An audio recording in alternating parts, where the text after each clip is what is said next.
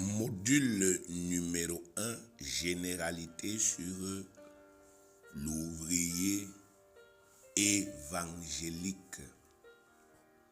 Quatrième leçon,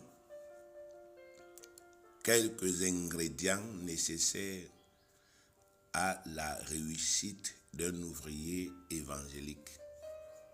Deuxième ingrédient, la résilience ou la capacité de tenir ferme dans l'adversité. La résilience ou la capacité de tenir ferme dans l'adversité. Deuxième partie. Donc aujourd'hui, nous allons achever cette leçon-là que nous avons commencé vendredi dernier. Alors, nous avons dit que les mauvais jours, c'est le résultat de l'activité que les démons et les hommes nés de la semence du serpent font pour essayer de stopper un ministère authentique. Donc, les démons et les hommes nés de la semence du serpent, ils se dressent constamment contre les ministres authentiques. Donc, si vous aussi, vous êtes un ministre authentique, un vrai ministre, vous avez vraiment été appelé. Vous êtes né de nouveau et actuellement vous travaillez afin, n'est-ce pas, effectivement, de pouvoir prêcher, proclamer la bonne nouvelle pour que les âmes soient sauvées. Et vous travaillez aussi pour former des disciples. Il faut que vous sachiez que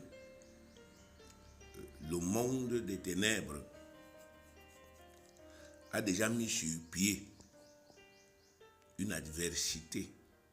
Le monde des ténèbres a mobilisé des hommes pour vous combattre, des hommes nés de la semence de l'esprit. Donc ils sont dans vos quartiers, ils sont dans votre environnement, ils sont là où vous vivez. Donc vous n'avez qu'à regarder le Seigneur Jésus, vous allez voir que ces hommes-là se sont levés. Et ils ont été instrumentalisés par le diable. Ils ont haï Jésus, ils l'ont détesté et ils ont travaillé d'arrache-pied pour le tuer. Donc, et notre Seigneur Jésus a dit, le disciple n'est pas plus grand que le maître. Donc, il y a aussi les mêmes hommes actuellement qui travaillent contre nous parce qu'ils savent que pour faire reculer le royaume des ténèbres, on n'a pas besoin de faire la magie. Vous n'avez pas besoin de faire tout ce que nous voyons aujourd'hui dans les milieux chrétiens, les faux miracles, les faux enseignements. Vous n'avez pas besoin de tout ça. La parole elle-même que vous voyez là, elle a sa propre puissance. Jésus-Christ a dit ça dans Jean chapitre 6, verset 66. Il dit que les paroles que je vous ai dites sont esprit et vie. Donc vous n'avez pas besoin de regarder l'ampleur de la tâche. Vous n'avez pas besoin d'inventer les choses. Vous n'avez même pas besoin de flatter les gens. Vous n'avez même pas besoin qu'on dise que vous êtes bon. Même si on dit que vous êtes mauvais ou même si on ne vous aime pas. Vous n'avez même pas besoin d'être beau. On dit que non, ça c'est un beau type, ça c'est une belle femme. Non, vous n'avez pas besoin de tout ça. Vous avez besoin d'une seule chose. La parole de Dieu droitement divisée. Dans chaque situation, vous avez besoin de la connaître et vous avez besoin, n'est-ce pas, de l'appliquer. Et le problème va se régler parce que en elle-même, il y a sa propre puissance. Sa puissance est en elle et on ne peut pas les séparer. Partout où vous allez la prêcher, vous allez voir des résultats. Je vous ai montré l'exemple de Philippe. Je vous ai montré dans Actes des Apôtres chapitre 8. Je vous ai montré comment est-ce que Philippe, sort d'une persécution, il fuit une persécution. Donc là où il a tout perdu à Jérusalem, parce qu'on a dit qu'on les a persécutés, on les a arrachés, on a arraché tous leurs biens et tout. Donc ils ont fui pour sauver leur vie. Mais on vous montre comment Philippe, là, il arrive en Samarie, il prêche Christ. Il n'arrive pas là-bas et puis il invente un truc. Il arrive là-bas, il se calme. Il prêche Jésus-Christ crucifié et ressuscité pour nos péchés. Il dit, il y a les péchés, il y a les malédictions, mais il y a déjà un remède. Il y a un remède. Le sang du Fils de Dieu, l'agneau de Dieu est déjà venu faire son travail. Il se concentre dessus. Il ne va ni à gauche ni à droite. Il ne regarde pas que non, je suis en Samarie, et puis les gens, s'il y avait les Juifs, ne s'entendent pas. Il n'est pas là-bas en tant que Juif. Il est là-bas en tant que fils de Dieu né de nouveau. Donc il ne regarde pas tout ça. Il prêche calmement. Il sait que ce que je prêche là, il y a la puissance dedans. Je n'ai pas besoin de chercher la puissance ailleurs pour mettre ça dans la parole. Je n'ai pas besoin même de crier. Je parle avec autorité, avec calme, avec tranquillité. Mais je parle avec exactitude. Et quand les gens commencent à prêter l'oreille, cette parole crée la foi en eux. Et lorsqu'ils acceptent Jésus, ils prient pour eux, paf, les miracles commencent. On voit comment un boiteux, le pied se redresse. On voit comment, n'est-ce pas, effectivement, un paralytique se relève.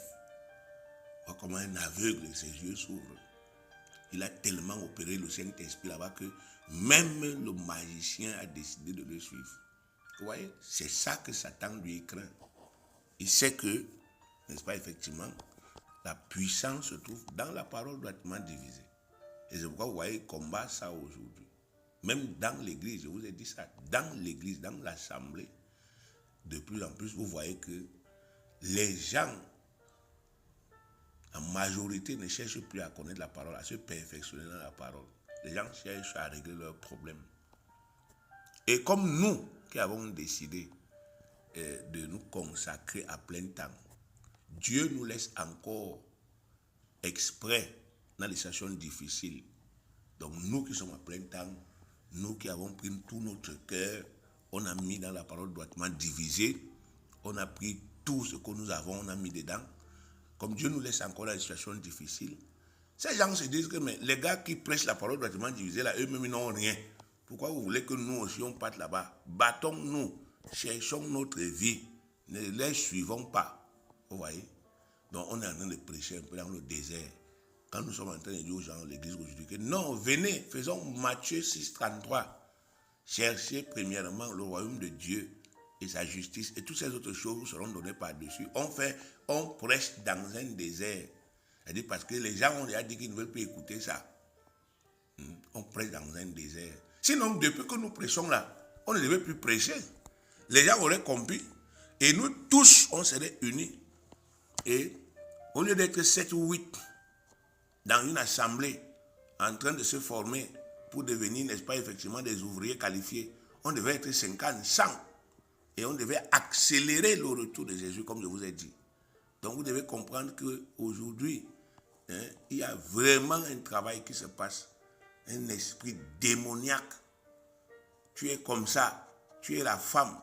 Tu dis que tu t'engages parce que Dieu a touché ton cœur, que ma fille va faire. C'est ton mari qui te dit non. Le mari te dit non. Parfois tu es dans une église, c'est le pasteur même qui te dit lui non. Il ne veut pas la formation là. Parfois, n'est-ce pas, effectivement, dans le foyer, toi tu t'engages. Mais n'est-ce pas, effectivement, le partenaire lui dit qu'il ne s'engage pas. Alors que la Bible dit que vous devez être un. Vous voyez, c'est comme ça. Ils ont travaillé et ils continuent de travailler. Donc, si nous voulons faire le ministère pendant cette période, nous devons être ce qu'on appelle des hommes et des femmes résilients. Et on a expliqué que la résilience, c'est la capacité de tenir ferme d'abord quand c'est mauvais, parce que nous avons vu que ces temps mauvais-là, nous on ne peut pas les éviter. Comme ça s'est passé avec les autres, ça se passe aussi avec nous, on ne peut pas éviter. Donc, au lieu, n'est-ce pas, de chercher des subterfuges, nous devons simplement comprendre qu'on ne peut pas fuir ça. on doit affronter. Et il ne faut pas être inerte. Oh non, les temps difficiles sont arrivés, je ne fais plus rien, je suis là, j'attends que ça passe. Non. Il faut développer la capacité de les supporter et il faut développer la capacité de continuer à servir notre Père efficacement pendant cette période difficile. C'est ce que vous voyez que je fais là. C'est-à-dire, l'année passée, j'ai commencé un programme. Vous voyez, et je n'ai pas obtenu une voiture et une maison après avoir fait ce programme. Et bon, mais cette année, je recommence encore un autre programme, le même, et je me perfectionne, j'essaie de perfectionner les enseignements, d'approfondir pour que, effectivement, tous ceux et toutes celles qui vont prendre part à ces enseignements ou bien qui vont suivre la formation, que eux aussi, ils soient améliorés. Donc, tu dois donc, pendant cette période, tu ne dois pas dire comme c'est du Seigneur, tu sais que je suis fidèle, je n'ai pas nulle part, mais bon, je suis d'abord à la maison. Quand ça va changer, non, ça ne va pas changer. C'est toi qui vas faire que ça change. Par, n'est-ce pas, effectivement, ta résilience. Tu vas faire que ça change. Parce que malgré les coups, malgré, n'est-ce pas, effectivement, les mauvaises choses, bien aimé, tu vas continuer à tenir ferme, à être fidèle aux réunions, à être fidèle dans tes engagements, à être fidèle, n'est-ce pas, à la formation, à être fidèle dans ton travail. Même si tu avais déjà commencé à travailler, tu vas être fidèle, tu continues. Hein? Même si tu ne vois pas de grands résultats, tu continues.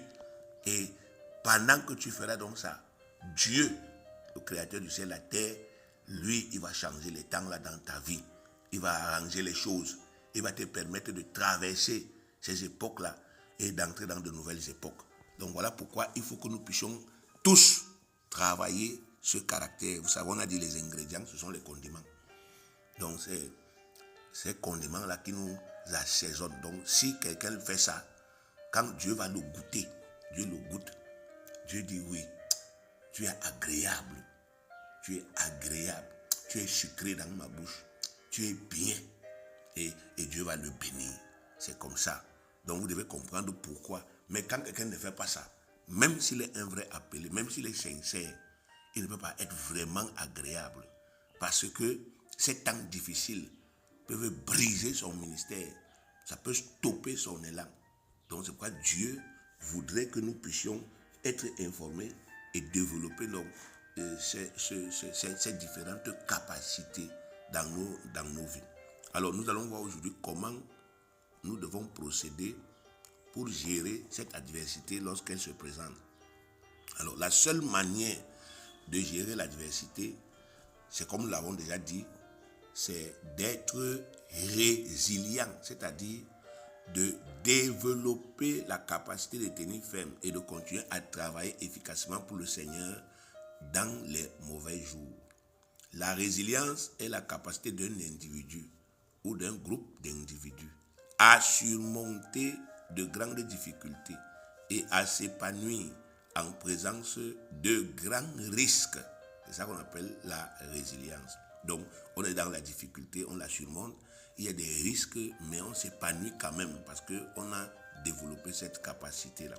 Voyons ensemble comment nous devons procéder pour y arriver. 1. Nous devons manifester en permanence toute la puissance infinie de l'Esprit Saint qui est en nous. Manifester en permanence toute la puissance infinie de l'Esprit Saint qui est en nous. Donc chacun d'entre nous doit développer une vie de prière spirituelle permanente. Chacun d'entre nous doit développer une vie de prière spirituelle permanente, c'est-à-dire de parler en langue. Vous ne devez pas faire la magie. Faites comme les autres. Si Dieu vous dit que la puissance est dans le parler en langue, ne cherchez pas à sentir, ne cherchez pas à ressentir. J'ai dit ne cherchez ni à sentir, ni à ressentir. Croyez-le, le juste ne vit pas la foi. Donc croyez-le et mettez cela en pratique. Développez une vie de parler en langue permanemment. développez la capacité de parler en langue, même quand vous êtes au travail. Développez la capacité de parler en langue pendant de longs moments, quand vous n'avez plus rien à faire. Donc, ayez des moments de parler en langue, moments de prière. Ne cherchez pas à sentir ou à entendre ou à voir. Ne cherchez pas. Cherchez seulement à parler. Dieu, n'est-ce pas, effectivement, comprend ce que vous dites là. Et l'esprit qui est en vous, il sait exactement quelle parole il doit vous inspirer. Vous pouvez être en train de parler en langue. L'esprit sait que là où vous êtes là, vous êtes en danger. Et pendant que vous parlez en langue, il élève cette prière-là. Vous pouvez être en train de parler en langue et l'esprit qui sonde même les profondeurs de Dieu, c'est que Dieu a déjà décidé qu'il y aura un changement et il vous inspire de prier. Vous pouvez être en train de parler en langue et l'esprit sait que Dieu a besoin d'être adoré. Il vous inspire, adorez-le. Donc, et pendant que vous le faites, donc, vous êtes en train de vous énergiser. La force spirituelle qui est en vous, elle est en train de se manifester. Sans que vous ressentiez quelque chose sur le plan physique, vous êtes fort. Sans que vous ressentiez quelque chose, la force là est en opération. Vous n'avez pas besoin de sentir. Vous le faites seulement parce que vous le savez. Et c'est quand vous allez vous retrouver dans la vie pratique, là où vous verrez. Vous pouvez être dans votre bureau parce que vous parlez constamment en langue. Vous êtes dans votre bureau. Et cet esprit qui est déjà éveillé et qui est en opération en vous, cet esprit vous inspire. Tu as vu ton collègue, il a tel problème. Va. Bien aimé, c'est comme ça qu'on fait la meilleure évangélisation. Selon l'inspiration ou la révélation de l'esprit, selon la conduite de l'esprit. Vous avez vu, on a lu pour Jésus, non? Dans Luc chapitre 4, on a dit que lorsqu'il est sorti de l'eau du baptême, le Saint-Esprit est venu. Et dès que le Saint-Esprit, n'est-ce pas, effectivement, l'a revêtu comme l'habit, le Saint-Esprit lui a dit, va au désert. Et vous voyez qu'il n'y a pas eu de perte de temps dans le ministère du Seigneur Jésus parce qu'il suivait le Saint-Esprit. Le Saint-Esprit était en manifestation. Lui, pour que le Saint-Esprit soit en manifestation dans sa vie, il n'avait pas besoin de parler en langue parce que lui, il était parfait. Intellectuellement, il était parfait. Donc, lui, il avait simplement besoin de prier son Père, de croire qu'il a le Saint-Esprit et le Saint-Esprit était en opération. Vous voyez ça, bien aimé. Mais nous, on a besoin de parler en langue pour l'activer. On a besoin de prier spirituellement pour lui permettre, n'est-ce pas, d'opérer. Donc même tomber en tentation parfois, quand, n'est-ce pas, effectivement, vous parlez abondamment en langue, vous avez cette discipline, le Saint-Esprit vous évite de tomber en tentation. Il vous inspire des choses. Je vous dis la vérité, il vous inspire. Il vous inspire des choses. Il y a des choses que le Saint-Esprit t'inspire. La conviction là vient, n'est pas même pas là-bas.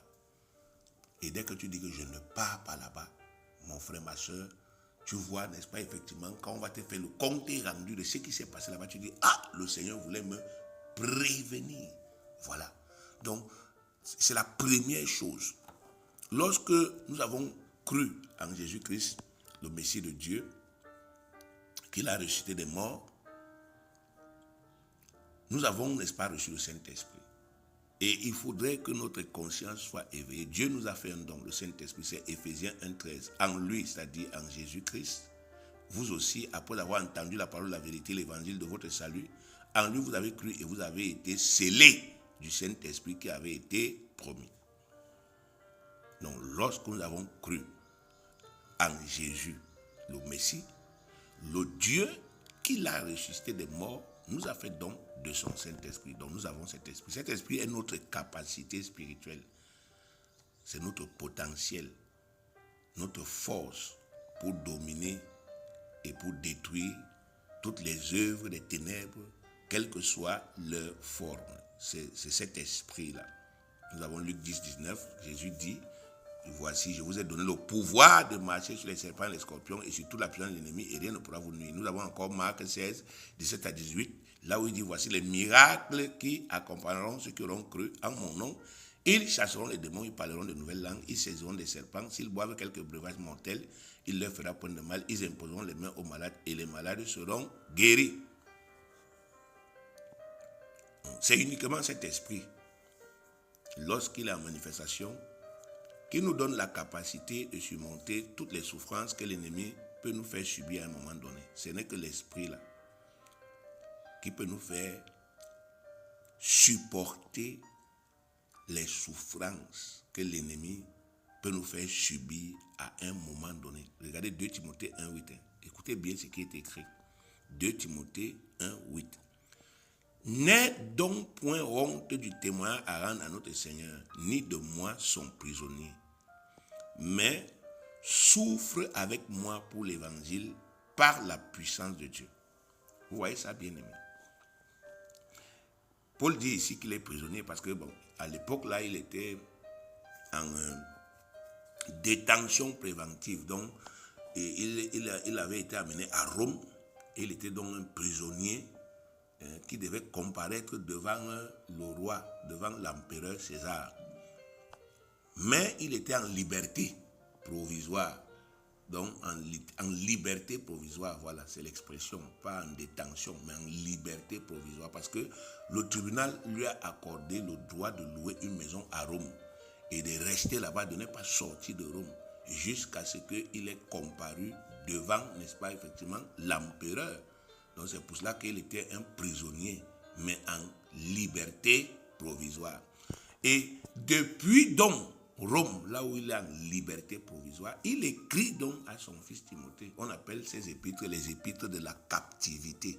Donc il a écrit ça quand il était captif. On appelle ça les épîtres de la captivité. Non, lui-même il souffrait déjà. Il souffrait du fait qu'il était prisonnier. Il souffrait. Et il dit aussi à Timothée que toi aussi, il ne faut pas avoir peur. Il ne faut pas avoir honte. N'est-ce pas effectivement le témoignage que tu dois rendre. N'aie pas honte de l'évangile. N'aie même pas honte de moi.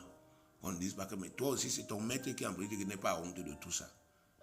Mais souffre avec moi pour l'évangile, par la puissance de Dieu. Il explique donc à Timothée comment lui, Paul, il fait. Il dit, tu vois tout ce qu'on me fait là. C'est pas la puissance de Dieu que je supporte cela. C'est pas la même puissance que malgré, n'est-ce pas, effectivement, le fait que je sois entravé, je continue de travailler. Donc il dit que la puissance de Dieu n'est pas inerte en moi. Moi, je la travaille. Je suis obligé. Si je ne travaille pas cette puissance, je vais déprimer. Si je ne travaille pas cette puissance, il peut m'avoir une crise cardiaque, je meurs. Parce que c'est tellement difficile. Donc, c'est grâce à cette puissance que je travaille. Parce que j'ai développé la capacité, vous connaissez ce qu'il a dit, non? Dans 1 Corinthiens 14, 18, il a dit, je rends grâce à Dieu de ce que je parle en langue, plus que vous tous. Donc, lui, il a pratiqué les enseignements, les clés. Il n'a pas simplement enseigné, mais il a pratiqué cela. Donc, il avait des moments pas personnels, des moments de prière personnelle. Il est seul, il est dans le calme. C'est la nuit, il se réveille, il se met debout ou assis. Il se met simplement à prier en langue. C'est la journée. Il a un travail à faire. Il commence par prier en langue. Il prend du temps. Il est en train de marcher. Il prie en langue. Il est dans le bateau. Il prie en langue jusqu'à la révélation que non, il y aura naufrage. Mais vous n'allez pas mourir. Faites comme ça. Donc c'est cette puissance en activité dans sa vie qui lui a permis de tenir et de supporter. C'est aussi pourquoi il nous donne le conseil. Chaque fois que nous manifestons fidèlement cet esprit, principalement en parlant abondamment en langue, la Bible dit que nous sommes remplis du Saint-Esprit et nous triomphons de toute forme d'adversité produite par le diable. Lisons Luc 4:1. On a vu pour Jésus. Jésus, rempli du Saint-Esprit, revint du Jourdain et il fut conduit par l'Esprit dans le désert. Non, notre Seigneur Jésus a pu jeûner 40 jours et 40 nuits. Il a aussi triomphé de toutes les tentations grâce à la puissance du Saint-Esprit qui était en manifestation pendant cette période-là. Acte 4:8. Acte 4:8. Alors Pierre, rempli du Saint-Esprit, leur dit, chef du peuple et ancien d'Israël, l'apôtre Pierre a vaincu la crainte obsessionnelle des Juifs. En manifestant l'esprit. Pierre il avait peur de ces gens terriblement. Mais ici dans Acte 4, nous voyons comment il leur parle en face. Ça veut dire qu'il a vaincu cette crainte obsessionnelle qu'il avait grâce à l'esprit. Acte 4:31, quand ils eurent prié, le lieu où ils étaient assemblés trembla. Ils furent tous remplis du Saint-Esprit et ils annonçaient la parole de Dieu avec assurance. Les apôtres de Jésus-Christ ont vaincu les menaces des Juifs Et ils ont continué à annoncer la bonne nouvelle en manifestant simplement l'esprit. Et on leur a dit, vous prêchez encore, on vous tue. Ils ont dit que, Seigneur, on ne peut pas obéir aux hommes. Et ils ont commencé à prier, ils ont prié. Dieu a fait trembler le lieu où ils étaient. Dieu les a remplis d'assurance. Et ils ont continué à prêcher. Acte 7, 55. Mais Étienne, rempli du Saint-Esprit et fixant les yeux vers le ciel, vit la gloire de Dieu et Jésus debout à la droite de Dieu. Donc Étienne, le diacre, n'a pas reculé en face de la mort. Grâce à la puissance de l'Esprit Saint dont il était rempli, on le lapidait. Il n'avait qu'à dire là que vous avez raison, j'ai réuni tout ce que je viens de dire là, c'était fini. Mais il a supporté jusqu'à ce qu'il est mort. Acte 6, verset 5. Cette proposition plut à toute l'assemblée qui ils élus Étienne comme homme plein de foi et d'Esprit Saint. Donc c'était un homme rempli du Saint-Esprit. Il était constamment en train de pratiquer le parler en langue, qui est la prière spirituelle. Acte 13, 9.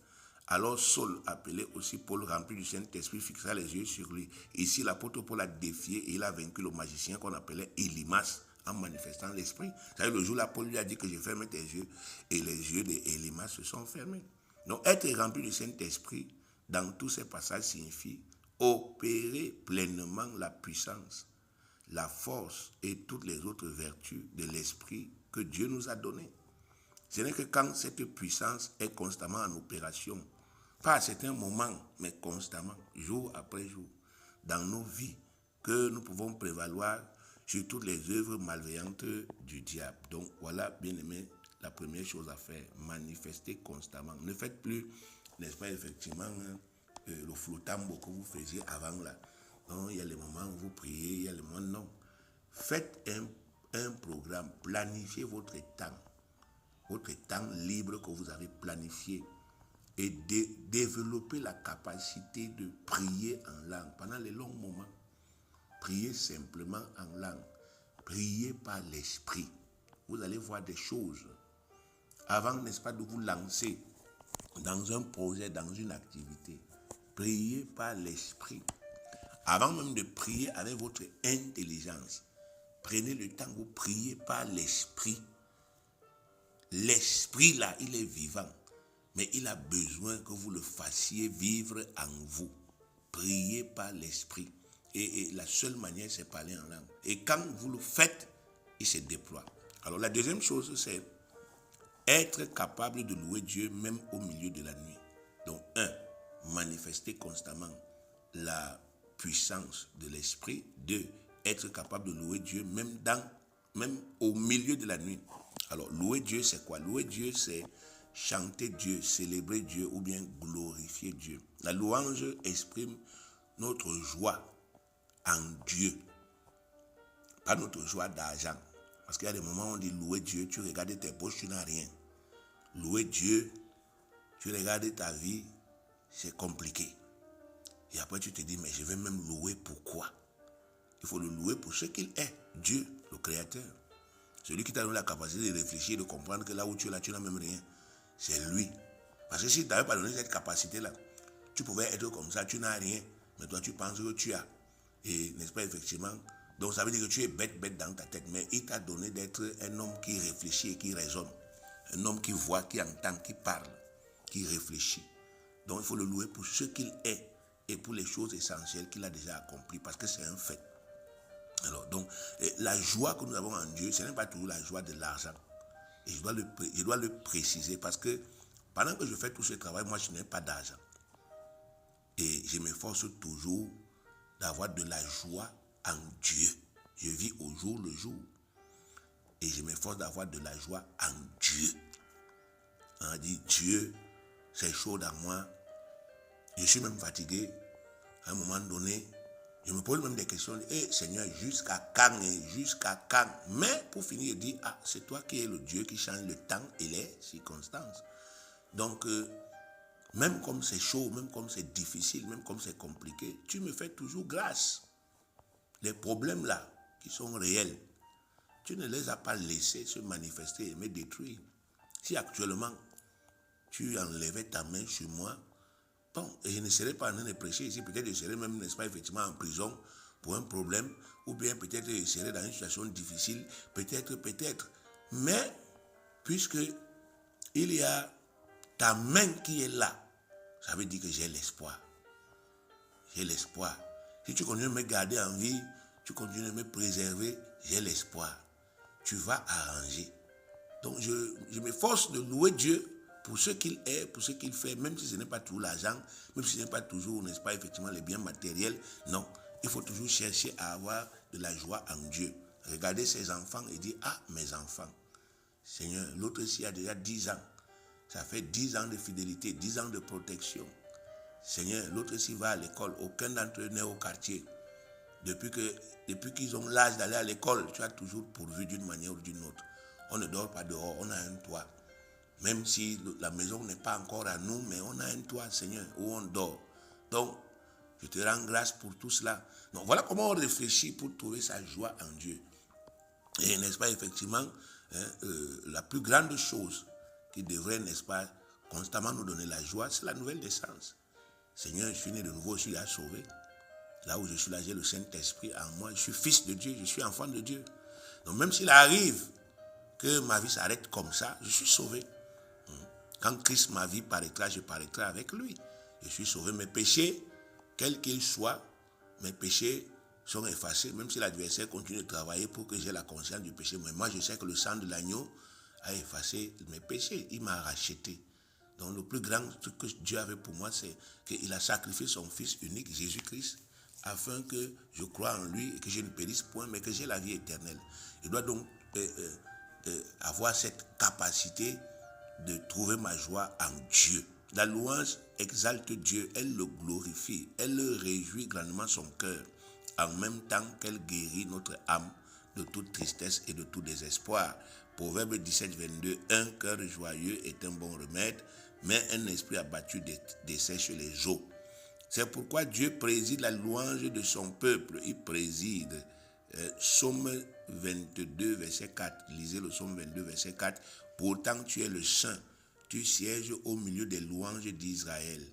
Tu sièges au milieu des louanges d'Israël. Pour bien comprendre ce que ça veut dire, vous devez faire référence au tribunal. Siéger au milieu de la louange veut dire délibérer au milieu de la louange, prendre des grandes décisions en tant que juge suprême. Dieu prend en notre faveur toutes ces grandes décisions en tant que juge suprême uniquement quand nous le louons réellement. La vraie louange incite Dieu à délibérer promptement en notre faveur dans les situations critiques. C'est ce qu'il veut nous dire ici.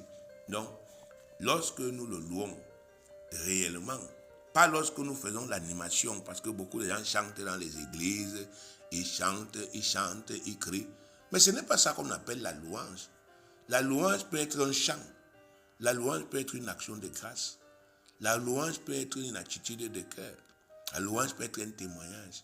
Mais il faut qu'elle soit authentique. Il ne faut pas qu'elle soit, n'est-ce pas, effectivement, je ne sais pas, le paraître, le m'as-tu vu ou bien le je ne sais pas quoi, non.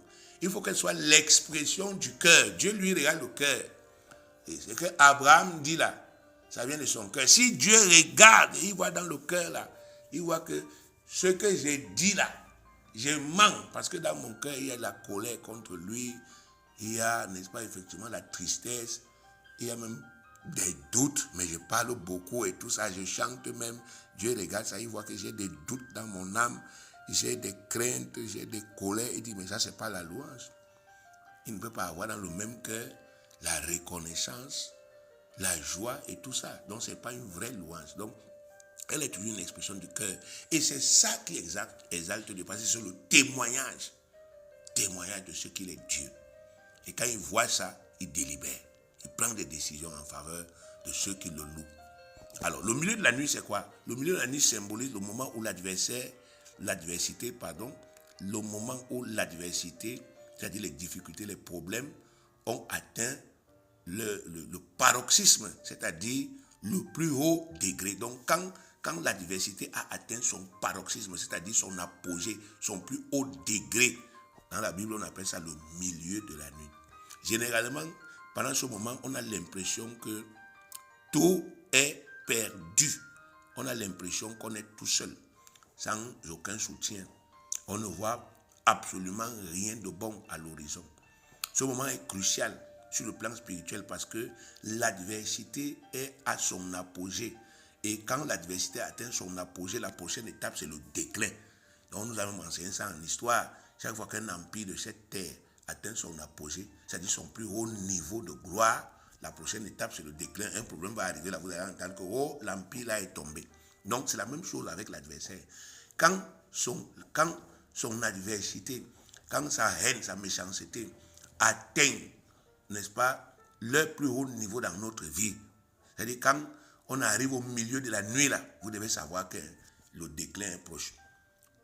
C'est pourquoi c'est justement à ce moment-là, quand c'est chaud comme ça, c'est à ce moment précis que nous devons faire retentir une puissante louange à la gloire de notre Dieu, à la gloire de sa force toute puissante, à la gloire de sa bonté. C'est quand on est là-dedans qu'on doit le louer. On ne doit pas se démoraliser, s'attrister, s'irriter.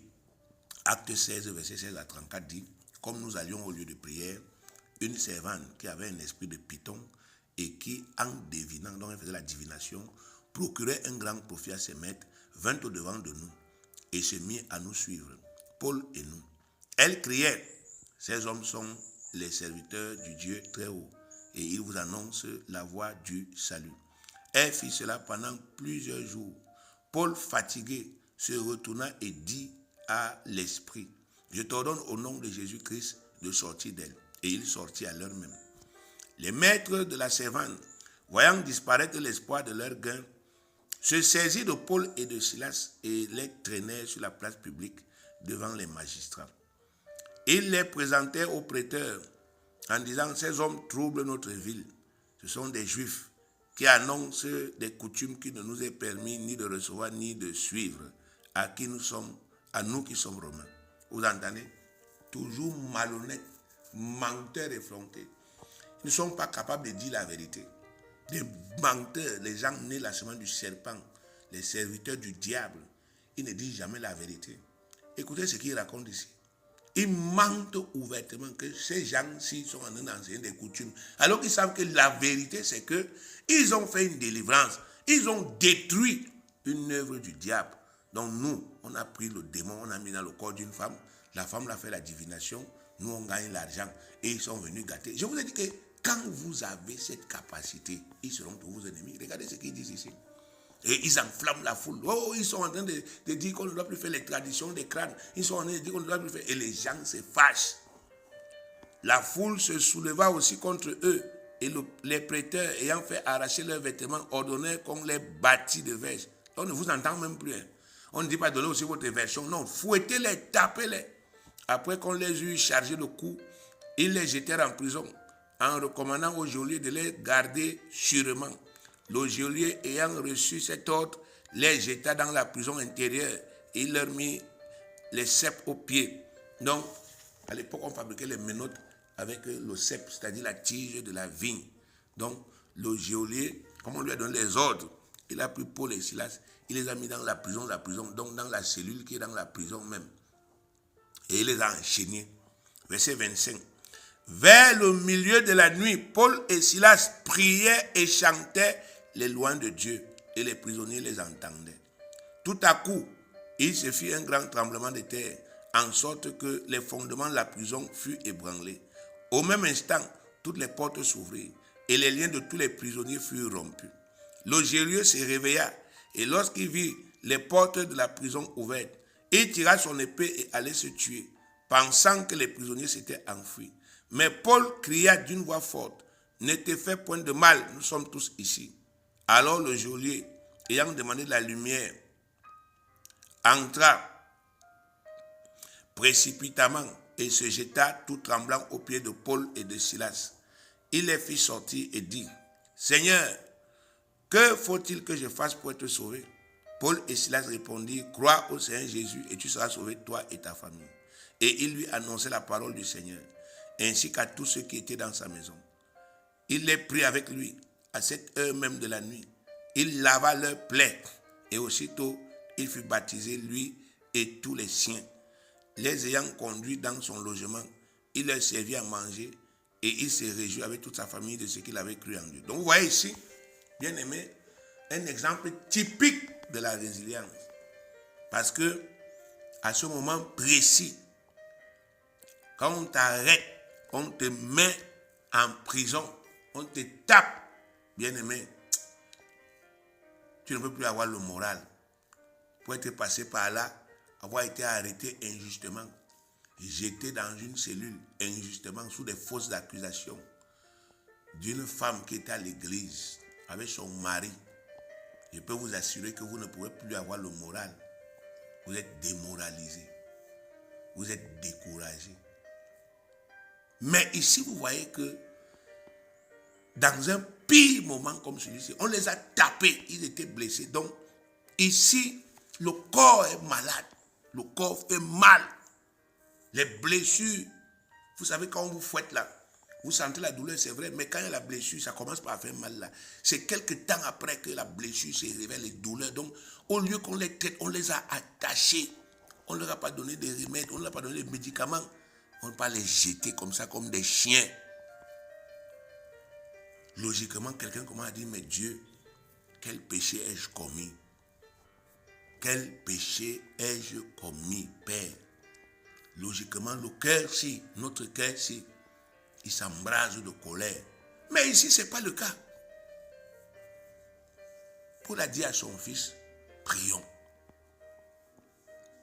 Prions puisque nous savons que notre Père n'est pas méchant.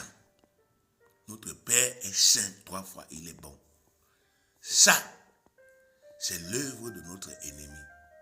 Prions pour ne pas tomber en tentation. Parce que la prière en ce moment-là, ça sert d'abord à t'éviter de tomber en tentation. Prions. Et ils se sont mis à prier. Et ensuite, chantons, louons le Père pour éviter d'être dans la tristesse. Ils sont mis à louer. Et ils ne louaient pas, ils ne géraient pas les gens. Ils disaient, ah, on est déjà en prison. Louons le Père. Et on dit, ils louaient le Père. Ils priaient le Père. Et les autres prisonniers entendaient, ils ne faisaient pas ça en cachette. Et le Père a répondu. Un miracle terrible. Une puissance terrible. En sorte que un projet maléfique est devenu salvateur. Le régisseur de prison a été sauvé avec toute sa famille. Voilà Dieu. Nous sommes dans une situation mauvaise. Et au lieu de nous plaindre, de nous lamenter, on loue Dieu dans l'adversité. On loue Dieu au milieu de la nuit. Papa, financièrement, ça ne va pas. Père, ça ne va pas. Je suis oppressé par les problèmes d'argent. Je suis oppressé. Je ne sais même pas comment ça peut se passer. Père, mon âme est affligée. Là où tu vois là, mon âme est affligée. Je ne sais même pas comment te décrire ça. Mais, je ne veux pas tomber, Seigneur. Je ne veux pas sombrer, Père. C'est pour cela que je te prie. Tu as dit ceci, je te rappelle. Je prie en langue, Père. Et je te loue. Tu es grand, Seigneur. Tu ne te rabaisses jamais, Seigneur, à maltraiter tes propres enfants. Tu ne prends pas plaisir à la souffrance de tes enfants. Jamais. C'est toi qui nous sauves. Chaque fois que nous sommes dans la souffrance, tu nous sauves. Même quand nous-mêmes nous sommes responsables, tu nous sauves. Papa, sauve-moi au nom de Jésus. Tu pries. Le Saint-Esprit t'accorde la paix. Tu parles en langue. L'Esprit opère en toi. Et au lieu de déprimer, tu es toujours, n'est-ce pas, effectivement, à tout le moral haut. Et pour finir, Dieu fait un miracle. C'est crucial. Si tu veux être un homme résilient, il faut pratiquer ce que Acte 16 dit là. Troisièmement, nous devons continuer à demeurer, rester fidèlement dans l'assemblée des saints, malgré tous les vents mauvais qui soufflent.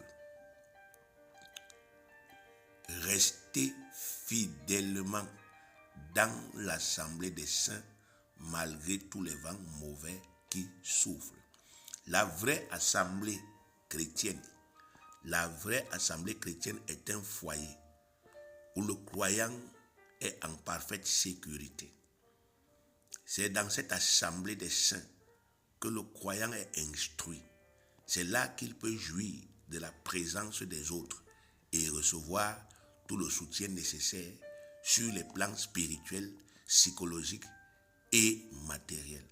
La vraie assemblée chrétienne est donc un atout majeur pour surmonter l'adversité. Le croyant qui demeure dans l'assemblée a, n'est-ce pas, effectivement, toutes, n'est-ce pas, effectivement, les grâces pour surmonter l'adversité. C'est pourquoi l'adversaire cherche toujours, par tous les moyens, à éloigner les enfants de Dieu de ce cadre propice que Dieu a rendu disponible pour leur bénédiction. Vous voyez, bien aimé, le diable sait que la vraie assemblée, il dit la vraie assemblée des saints, la vraie assemblée des saints, c'est le cadre propice là où nous sommes en sécurité. Parce que quand nous sommes dans l'assemblée des saints, Dieu est au sein de cette assemblée. Il est au milieu de cette assemblée. Le psaume 133, le verset 1 à 3 dit ceci: voici, oh, qu'il est agréable, qu'il est doux pour des frères et de demeurer ensemble, C'est comme l'huile précieuse qui est répandue sur la tête, descend sur la barbe d'Aaron, qui descend sur le bord de ses vêtements. C'est comme la rosée de l'Hermon qui descend sur les montagnes de Sion. Car c'est là que l'Éternel envoie la bénédiction, la vie pour l'éternité. C'est là qu'il envoie la bénédiction, c'est là qu'il envoie la vie pour l'éternité. Alors donc, connaissant donc quels sont ses vrais desseins, donc quels sont les vrais projets du malin, vous ne devez pas tomber dans son piège. Lui, il veut vous faire sortir. Et il y a beaucoup de situations qui peuvent se produire dans une assemblée des saints et vous inciter, n'est-ce pas, effectivement, à sortir. Il y a les gens, par exemple, qui sont partis de l'assemblée parce qu'ils estiment qu'on ne les respecte pas. Donc, quand vous le réprimandez, il dit qu'on ne doit pas me réprimander n'importe comment. Donc, d'un côté, lui, là, il doit pécher n'importe comment. Lui, il doit faire ce qu'il veut n'importe comment. Jusqu'à ce que ça affecte les autres. Mais quand on doit le réprimander, on doit le respecter. Donc, lui ne respecte pas le Seigneur qui est présent dans l'assemblée. Il se comporte mal dans l'assemblée. Il ne respecte pas l'autorité. Mais maintenant, quand on doit le réprimander, on doit le faire avec respect. Vous voyez, bien aimé. Et lorsqu'on le réprimande, comme lui-même il a péché, comme lui-même il a fait, il s'irrite. Et il dit, je m'en vais. Il ne reste même plus là-bas. Eh bien, bien aimé, ça prouve que cet enfant de Dieu, ou ce frère, ou cette soeur, c'était pas encore quelqu'un d'humble. C'est quelqu'un d'orgueilleux. Donc quand ce genre de personne s'en va, c'est un bon débarras. Vous voyez, c'est un très bon débarras. On ne peut jamais les chercher. Ce n'est pas des brebis qu'il faut aller chercher. Mais quand quelqu'un est, n'est-ce pas, effectivement engagé avec le Seigneur et qu'il faiblit, donc il devient faible à un moment donné, il n'arrive plus, il faut aller le chercher. Il faut prendre de ses nouvelles. Il faut demander c'est comment, pourquoi on ne te voit plus. Ah, ça ne va pas, ça ne donne pas. Ce n'est pas qu'il ne veut pas venir, c'est que ça ne donne plus. Moralement, il est atteint, il faut aller le prendre. C'est une brebis qui est en train de vouloir, que Satan veut déjà perdre. Il faut aller récupérer cette personne-là et il faut la ramener. Mais quand quelqu'un part, n'est-ce pas, à cause de son orgueil, ne partez jamais le chercher. Si vous partez le chercher, vous allez encore nourrir cet orgueil. Il va venir faire pire. Il va dire, c'est vous qui vous êtes venu me chercher, est-ce que je vous ai dit que vous voulez même encore venir là-bas? Donc il faut le laisser. C'est bon débarras. Mais quand quelqu'un est fidèle, mais il commence à faiblir, il faut aller le chercher. Donc, quand vous savez donc que le diable est capable de vous affaiblir, il est capable de travailler pour que vous abandonniez l'assemblée, que vous ne veniez plus, que vous ne sentiez même plus l'envie. Frère, il ne faut pas tomber dedans. Hébreux 10, 25 dit, n'abandonnons pas notre assemblée comme c'est la coutume de quelques-uns. Mais exhortons-nous, vous entendez? Exhortons-nous réciproquement, encourageons-nous réciproquement. Et cela d'autant plus que vous voyez s'approcher le jour. Donc, voilà ce que nous devons souvent faire. Quand on voit qu'il y a un frère qui est faible et qui se met déjà à l'écart, il s'isole, on doit, n'est-ce pas, l'encourager. À titre de conclusion, bien aimé, nous devons retenir que la persécution est une attestation. L'attestation que nous sommes réellement en communion avec Dieu. L'adversaire nous persécutent parce que nous faisons véritablement l'œuvre de notre Père. Si ce n'était pas le cas, il ne nous persécuterait pas. C'est pourquoi nous devons nous réjouir de la persécution et la supporter patiemment. Matthieu 5, 10. Heureux ceux qui sont persécutés pour la justice, pas pour le vol, pour la justice, car le royaume des cieux est à eux. Tous ceux qui veulent éviter la persécution n'auront aucun autre choix que de se compromettre complètement et de perdre leur récompense. Galates 6, 12. Tous ceux qui veulent se rendre agréables selon la chair vous contraignent à vous faire circoncis uniquement afin de ne pas être persécutés pour la croix de Christ. Qu'est-ce que ça veut dire? Vous savez que les Juifs ne persécutaient pas les chrétiens qui prêchaient la circoncision. Donc, à l'époque de la première église, si tu ne voulais pas être persécuté, tu prêchais seulement la circoncision. Et c'est ce que l'apôtre Pierre faisait au début. Parce qu'en réalité, à un moment donné, les gars ne voulaient pas, n'est-ce pas, effectivement avoir des problèmes avec les Juifs. Non, ils prêchaient même que non, les gars, pratiquez encore la loi de Moïse, faites-vous circoncis, faites-vous baptiser, etc. Et l'apôtre Paul dit ici que celui qui veut se rendre agréable selon la chair, donc l'homme de Dieu, le serviteur de Dieu, la servante de Dieu, qui veut qu'on l'approuve charnellement, va se compromettre. Vous allez chercher à avoir des amitiés avec des gens, mais selon la chair. Vous allez chercher à faire ce qui plaît aux hommes qui sont autour de vous, pas à faire ce qui plaît à Dieu. Et c'est ainsi que vous allez éteindre votre Saint-Esprit. Vous allez vous compromettre et vous n'allez plus rien opérer. Vous serez au milieu de ces hommes-là tous les jours. Ils vont vous approuver. Ah, toi tu es un bon chrétien, toi tu es une bonne chrétienne. Moi je t'aime parce qu'on boit le vin ensemble. Moi je t'aime parce qu'on sort les femmes ensemble. Moi je t'aime parce qu'on fait les cotisations au quartier ensemble. Moi je t'aime parce qu'on fait nos trucs. Jamais parce que tu prêches Christ. Jamais. Jamais parce qu'ils ne vont jamais vous suivre. Le jour où vous allez essayer de leur dire que non, il faut venir dire, ah non, moi je ne pars pas dans votre église, j'ai ma part d'église et tout, cela, vous allez comprendre que en réalité, c'était une fausse stratégie. Il ne faut jamais chercher à plaire aux hommes. Il faut toujours chercher à plaire à Dieu. Si vous commencez une relation avec les gens dans votre quartier, commencez cette relation en leur prêchant Jésus-Christ. Ne commencez pas ça en faisant autre chose. Et il risque d'être focalisé dessus. Et il risque, n'est-ce pas, de vous amener à la compromission. Et vous allez vous retrouver en train de chercher à faire les choses pour leur plaire, ou de chercher à faire les choses pour plaire au Seigneur. Je prie donc que Dieu, notre Père, vous bénisse et qu'il vous fortifie dans toutes les oppressions et dans toutes les persécutions que vous traversez actuellement pour sa gloire. Au nom de Jésus-Christ, notre Seigneur, notre Sauveur. Soyez bénis.